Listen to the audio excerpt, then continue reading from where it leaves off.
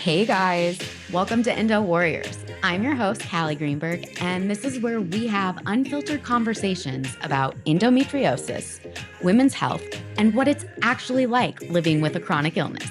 So grab your glass of wine and let's get into it. All right. Hey, I am here with a good friend of mine who I went to high school with, and we reconnected. She is starting her wellness content, and her name is Lauren Buchsbaum. So I want to welcome you onto Endo Warriors podcast, and thank you for being here. Thank you for having me. I'm so excited to talk about everything and, feel very inspired by you. So this is great. Thank you. Okay, so you don't have endo, but you do have a chronic illness. So listeners can relate to what we're going to talk about. And you have something that is called ulcerative colitis. Is that correct? That is correct. Okay, so before we kind of get into what it is and all the other questions, tell the listeners a little about who you are. I'm Lauren. I from Colorado originally and grew up with Callie and have been diagnosed with ulcerative colitis in 19 and since then have been on a massive journey, but also along with that, come from a family that had many autoimmune diseases. So this is not foreign to me, however, my own journey is. So since then, I've been on this wellness path where I've really wanted to spread a little bit more information. And I know we're going to talk about that a little bit more, but living in Los Angeles currently. So yeah, that's me in a nutshell. So I never knew that you had this. I did know that your dad had a lot of health issues. But for you, what were your earliest symptoms? Yeah, so it's so interesting because of course, hindsight's always 2020. So once I got diagnosed, I kind of went back and I'm like, man, I think I've actually had this plaguing me for a lot of my life. But when I decided to get diagnosed and go to the doctor and seek, actual intervention and outside help, the symptoms I was feeling were really like horrible stomach cramps. Just my digestion was off completely. Like I would have periods where I wouldn't go to the bathroom for a long time or vice versa, and just a constant discomfort, malnourishment, bleeding in some cases, and just my overall digestive system not working like normal people's would. It's interesting because people who have chronic illness, whether it's PCOS, endo, UC, fibroids, they all share a lot of the same symptoms. I was misdiagnosed multiple times and I was told I had IBS and I knew it wasn't IBS. And so for you, as you had these symptoms and you're going through your health journey, did you ever feel when you went to a health provider that you were dismissed, not believed, felt unheard? And how did that shape your approach to women's healthcare? But for sure, I was. When I first went into a doctor, you had to get a colonoscopy. That was were the next steps to really figure out what was going on. I've now since had like, I think 6 colonoscopies. When he diagnosed me, I really didn't know what to ask. And so because of that, I kind of just had to accept the treatment plan and I wasn't told a lot about side effects or what I should expect. It's just like, here's the medication, here you go. And so through that, I also have a very like holistic approach in general to how I've grown up and eating organic foods and taking tinctures and other remedies to kind of help. And I was very anti-Western medicine approach. And so I was pretty down, feeling like, oh my God, I'm going to have to take this medication for the rest of my life and don't know what to do from here. And so I just felt really lost. I felt super lost. And, from there, I really had to lean in. And it took me a little bit to lean in. It took me a little bit to really say, okay, I need to be a better advocate for myself here. You feel like you're depending on the expert to tell you what to do. And through that, I just thought, okay, they're telling me I'm in good hands. I don't know what else I should be doing. But later on, realizing that a lot of people who have experienced diagnosed with any sort of inflammatory condition or autoimmune disease, the doctors are still discovering so many things and things are moving at such a rapid pace that they don't even really understand the cause and effect. So that is a lot of what I have discovered. And now my approach has really been to knowledge share, find people and seek people out that have been through something similar that can relate. And they always come up with different things in their experience that that has really helped them progress in a great way and have overall just better life. I feel like so many people are going to be able to relate. And prior to me knowing about my condition, I I was doing research way before I was diagnosed because in my gut, I just knew something was wrong. And it changes your relationship with your body. When you finally got this diagnosis, how did having that knowledge change your relationship with your body? Well, for one, I had to accept that I had some new baselines, and that was really hard to accept for me. I'm the kind of person that if anything feels a little bit out of place, I immediately want to fix it. And I felt very plagued by overall, like, why am I feeling so tired today? Even today, even this morning. And luckily now I have enough knowledge and wherewithal of what I can do to remedy myself to feel more better immediately. But even this morning, I woke up feeling very inflamed. It could have been from something I ate last night. Holidays, it's easy to get off routine. And there's been a lot of outings, stressed with a new job. So I could feel this morning that I needed to sincerely take a hot salt bath, do a cold shower treatment after. And now I feel so much better. But not knowing that in the beginning was so difficult because I would just be exhausted and I would be upset. I would be moody and I didn't know what to do. Mhm. It can be, I was talking about this in my last interview about how I felt really alone and isolated because with chronic illness, it's an invisible condition and nobody can see it on the outside. And I found it to be really difficult and still do. Like people look at you and think, "Oh, you're fine." So, how do you tell the people in your life or explain to them that even though you might look fine, you're not?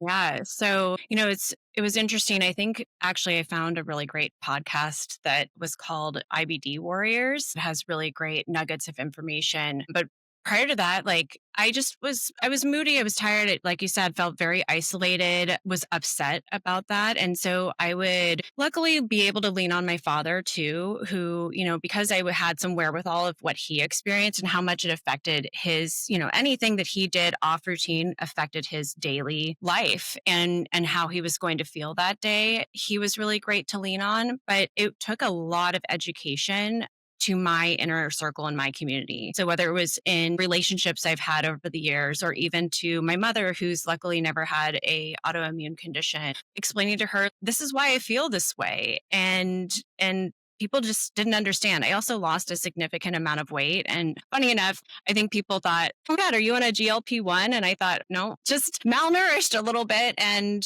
I think one of the other things that I truly believe has helped me is I work out every day. It's a lot harder for me to work out because I don't always feel 100% in the morning. But doing things like that has put me in relatively good shape. But what people don't know is I'm exhausted. My body has to work 1,000 times harder than anyone who doesn't have these sort of conditions have energy throughout the day to combat brain fog and sore joints and muscles. So not even just the direct implication of, my gut not working well, but all of these other trickle out effects. Yeah, I'm going to get to the exercise part because I want to talk to you about that. But before I do, did you, when you were going through all this, was it in high school that you started seeing doctors and you had your mom or your dad go with you, or were you going on your own? Good question. I found that because I had asthma and pretty bad allergies, I always had a hard time being at people's houses who had pets. And now I have dogs and luckily have kind of grown out of that, which begs more questions for my research because there's stuff like MCAS, which is mass cellular activation syndrome. I'm forgetting all the acronym, but other things that might be related. And I actually might have a misdiagnosis. There's lots to dig into there. But when I was younger, I definitely went to a lot of doctors. My parents were there to help me, but they weren't always in the room and I didn't always know what to ask. And now as I've grown throughout the years, it's become a lot easier to navigate now that I have done the research and know how to advocate for myself. But when you don't know and you're young, you're just subject to whatever the doctor's telling you to do. And that kind of just my next question was going to be, what have you experienced to be the hardest part of navigating your journey with this condition and advocating for yourself? Yeah. So there were times like 2021, I got everything kind of under control, I would say, in 2019 when I was first diagnosed. And it might have been because it was more mild when it started. But then 2021, something happened where all of a sudden I had another huge flare up, and the current treatment wasn't working like it was before. And so I thought, oh my God, what am I going to do now? And the doctor that I was seeing kept saying, okay, well, we just need to up the dose, up the dose. And I'm like, it's not working. And then they told me that you were going to need to go on steroids. And I did not know the implications of the steroids, nor did doctors tell me the implications of steroids. And I happen to be a person that's really, really sensitive to prednisone. Luckily, didn't gain weight from it per se, but there's other horrible symptoms that I would experience, like having extreme anxiety. Roid rage is real, and they don't tell you that. They don't tell you, like, you might be experiencing this when you're taking prednisone. So here I am just taking things at face value. And I found myself in a conundrum where I was then looking for different GI doctors. Then I kept switching. And I think I had gotten to my sixth specialist until finally he was the director of the board for gastroenterology at Cedars-Sinai. And he recommended me to go to an IBD clinic. And it was there at Cedars that once I got to the IBD clinic, they really had specialists and multiple specialists that were really well informed of how to actually have comprehensive care and treatment for a patient and really diagnose the patient at their level and really understand, everybody's different. So how is this really affecting this patient? What can we do? But I was really, really lucky to have gotten there because I went through many years that was not the case. And I just suffered with all of the side effects that went along with the treatment and then still not feeling better. It was awful. You don't know what you don't know. So how do you know what to ask? How do you know what to expect? We have to look to the doctors to really do a better job of expressing more information and really setting us up for success. I think it's silly, like, we're supposed to go Google that when we get home. It's wild that we have specialists and stuff that are out there that just haven't grasped onto that and how much people need it. People need help. And there's more, I think, autoimmune conditions and inflammatory conditions that are more prevalent now than ever. You touched on like something that I get really frustrated about women's healthcare when you're going in to see a doctor about anything. I think like it's just an opinion, Right. but and I have a lot of them.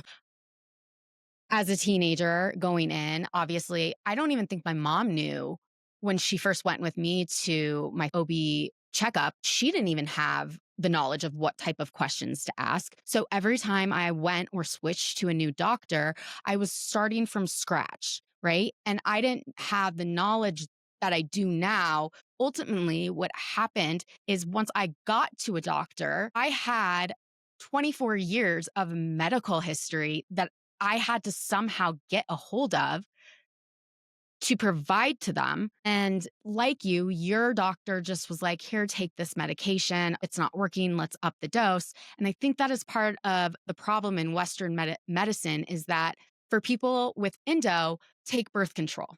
Right? Oh, it's not working. We'll switch you to another birth control. And they don't take the time in the office when you have an appointment to really be like, okay, I'm going to put you on this medication, but let's go over every single side effect that could occur and really tell you what to expect and make sure that they're answering any questions you have.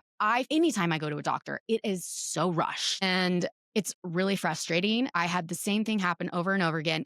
When I got my total hysterectomy, the doctor told me I was going to go into menopause 7 days later, and that was it. He didn't sit down with me and tell me, here's what possibly could happen to your body. Here's what to pay attention to. So yeah, Google's been my best friend for many years. And that leads into my next topic with you, mental health. Anybody who is medically gaslit and on a medical journey where they are really having to advocate for themselves, it took such a massive toll on my emotional and mental health. So how did it show up for you in that capacity? It's like a crazy cyclical kind of process that happens. I was never told like I'd have anxiety or anything else. And I thought a lot of it was from the prednisone. Well, it was, but also a lot of it was from purely being dehydrated. One of the things that I found out after seeing 3 different nutritionists is that I was having these anxiety attack episodes, and I actually thought I was going through perimenopause really early. I'm only 42, but my mom got it a little bit earlier. So I thought, hey, maybe this is affecting me. When I talked to the doctors about it, they'd be like, no, no, no, that's not what it is. This is just your disease. And I'm like, what? So when I talked to a nutritionist who has a more holistic approach, and she said, I actually think that dehydration is causing some of these ruminating anxiety attacks that you're having late at night. Try incorporating electrolytes into your diet. And you don't realize that somebody with ulcerative colitis or other inflammatory conditions actually needs maybe more water. And I specifically definitely needed more water and enhanced water with electrolytes to make sure that my body was hydrated. Then when I started having those episodes and I took her advice, my anxiety completely subsided. And I'm like, oh my God, where were you 2 years ago as I've been going through this? The crazy part is too that with that, anxiety and stress actually cause flare ups with the disease. So it is a cause and an effect of having an autoimmune condition or inflammatory condition like this. And so then earlier this year, I went through one of the roughest periods in my life. And it was when the prednisone stopped working. I had an unfortunate situation where I was let go from my job. Alongside that, had some other outside stressors, and that catapulted my current baseline, which already wasn't good, to a new level completely. And I unfortunately and fortunately was hospitalized. And it was the first time I've ever gone to the hospital ever. And I was out of my mind, like could not handle anything would upset me that just felt off. And my poor mother probably endured the majority of it just because she was right there with me most of the time. And she just would always experience these massive mood swings or anxiety attacks, and I would just unleash. And my doctors were experiencing it with me too.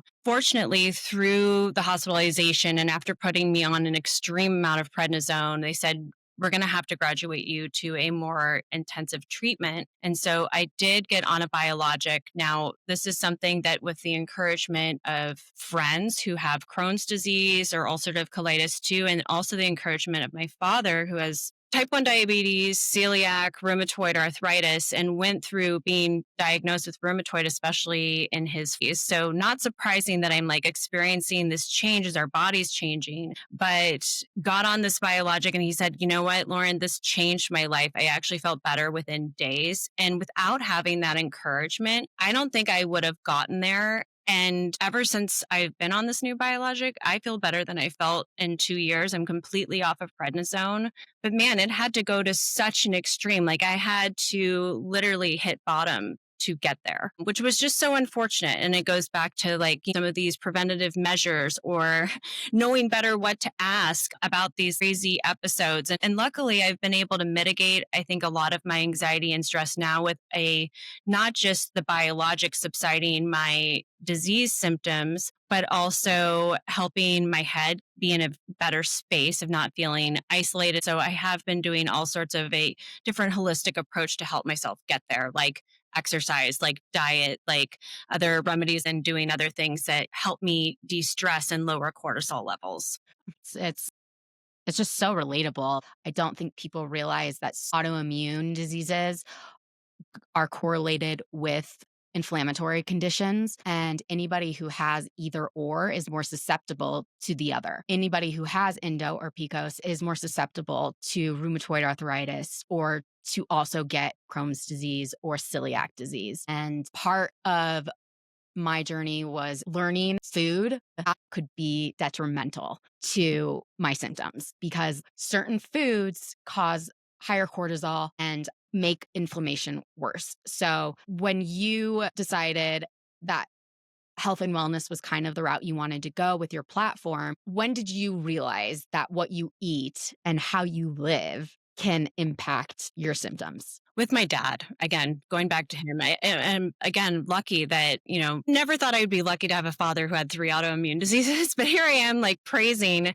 that he did and that I had that information and that knowledge to know that I needed to dig deeper. I luckily did have a doctor who recommended me to talk to a nutritionist at the IBD clinic. They have one specifically for ulcerative colitis. But through that learned like things. I wasn't getting enough protein. There were other certain things that I wasn't absorbing nutrition like most people would. Anytime you have inflammation in your body's attacking itself. And that's why you have the inflammation, right? So knowing that there are specific food triggers that trigger me, I looked at things like gluten. I've been tested my whole life for celiac because of my dad, but realizing I don't have celiac, but I have a sensitivity. If I eat an exorbitant amount of bread that's not gluten free, it's going to affect me.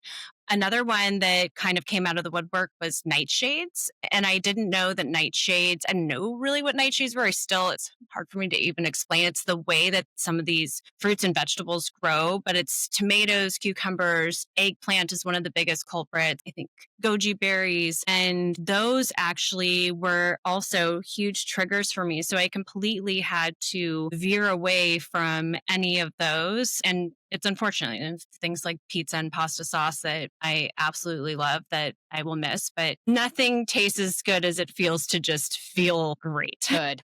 Or better than, having those triggers really set your body off. Yeah.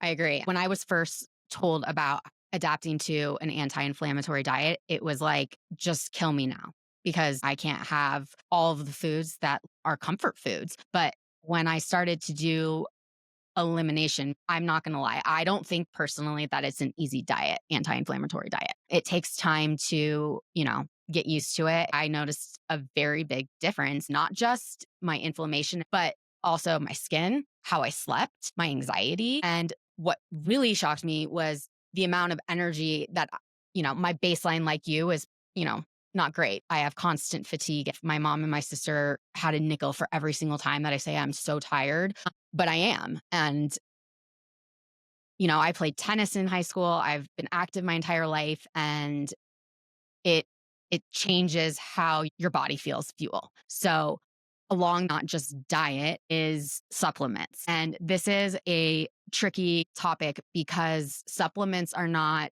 regulated through FDA. And part of this industry, I feel like, really hone in on women's emotions. And it's like you're already in so much pain that you'll buy whatever. It doesn't matter how much it costs, because if they're telling you that, like, oh my God, so-and-so felt better within 48 hours, like, I bought it. Can you talk about supplements that you personally take that you've noticed having a difference in your system? Yeah, I would love to. And I do share, and it is important that it's shared with caution because everybody reacts differently. And like you said, because it's not regulated, this is my disclaimer, but I recently forced my way into a neurologist where I have some tingling in my feet, and that's probably from anemia that's caused by ulcerative colitis and total domino effect. But I realized through seeing the neurologist, she said, okay, well, you're having all these things happen. Let's measure some different levels, because there's no way to really measure how certain things like your vagal nerve and stuff, maybe they're damaged, but there's no real way to test that and see, which is unfortunate. I think there's a lot more progress. Hopefully the medical world is investing into that. But for now, she tested me for all these different vitamin levels, and I found out that I was actually at a toxic level of vitamin D3, which everyone's like, take more D3, especially coming out of the pandemic, and then also B6. And I would have never known had I not gone to this neurologist. So I say this also as like my own PSA of, can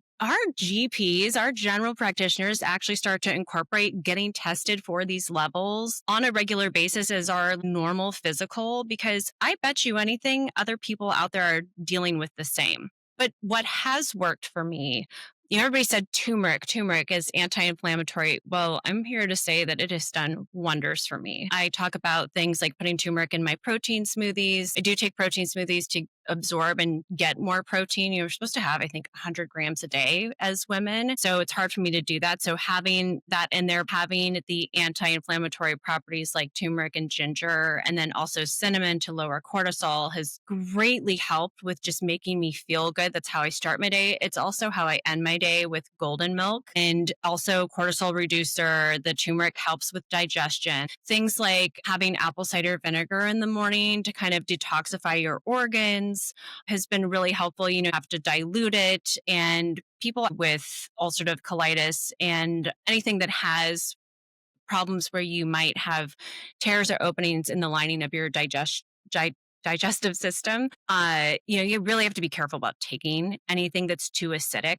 Things like testing my pH levels. You can get pH strips that actually tell you if you're too acidic or too alkalized. And then you can actually counteract that to get back to a better balance and be right in the middle, which is where you're supposed to be. So many times when I felt nauseous or vice versa, where I'm having like acid reflux, I've done that. And then, if I'm too acidic, I take something like baking soda, or even avocados are highly alkalized. So those kind of things, but it's not always intuitive and unless you know enough. Some other really great remedies have been mint. Mint is really great and helps soothe overall inflammation in your gut. Oregano oil, which also helps get rid of it's a natural antiseptic, and it's also helps reduce cortisol and also anti-inflammatory. These are little things that I've learned along the way through like either my women's IBD group, my nutritionist, my doctors, doing research and buying these incredible books that talk about holistic remedies, seeing holistic doctors, and then incorporating that. It has greatly helped me lean on something besides just the Western medicine that I've been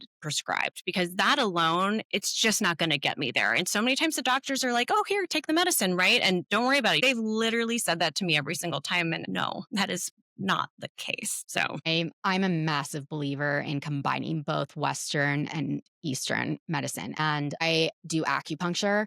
And I'm telling you, I was one of those people that was not a believer. But after like my third session, I started going twice a week because I saw such a difference in what it did in calming my nervous system. And I would say anybody who is listening, please look into holistic approaches as well, because combining the two, I think could be very beneficial. You talked about a little bit earlier, exercise. Every doctor tells us move your body for at least 30 minutes a day.